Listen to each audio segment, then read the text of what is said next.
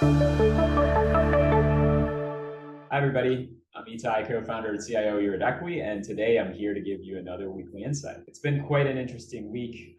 As we've warned over the past few weeks, we did expect inflation to come in stickier than the market expected, particularly due to services inflation that we saw continue to tick up.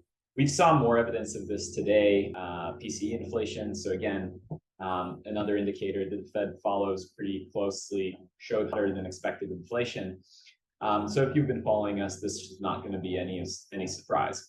But I want to share with you some of the things that we don't see in the news. The market's expectation of what inflation was too low, as we all know. And really to quantify that, we can see that currently the implied policy curve as of today, here in dark green, has shifted dramatically up from what it was just a month ago. This is as of January 20th. So you can see that as of January 20th, 6 months now, really around July, market was expecting 5%, and now it's expecting 5.5%. So 50 basis point difference, which is pretty substantial. But what's even more substantial is that the future rate of cuts is much, much, much less aggressive. So prior to that, about a month ago, within a year, the market was expecting a drop already to 4.4%, substantial decline from that.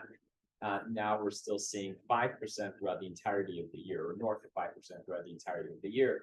And again, this may have major implications for risk assets.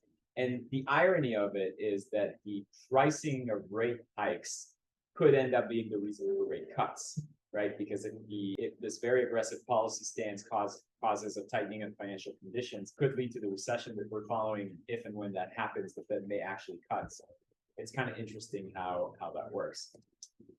We can see that here too. The pivot point where the Fed is expected to hold is now in July. And just to show you how important that is, I'm going to show you how it leaks into equity markets. So what you're seeing here is the VIX term structure. The VIX term structure currently is trading in contango. So what that means is that the future price of volatility is higher than today's price of volatility. And what you're seeing here is comparison to a month ago, where VIX was trading pretty low at around 19 for the spot market. Now it's trading at about 21 for the spot market. But going forward, volatility is priced higher as there's more risk for things to happen. However, what's interesting is that the July contract now is trading at a higher price than the August contract. So even though the August contract has another month to go in the future, so you're covering your risk for one more month if you buy that fixed future, July is more expensive. And you can see that that's directly tied to this period of time, which is the FOMC meeting for July. I think this is expected now to be a very volatile meeting, as that may be the moment of the pivot.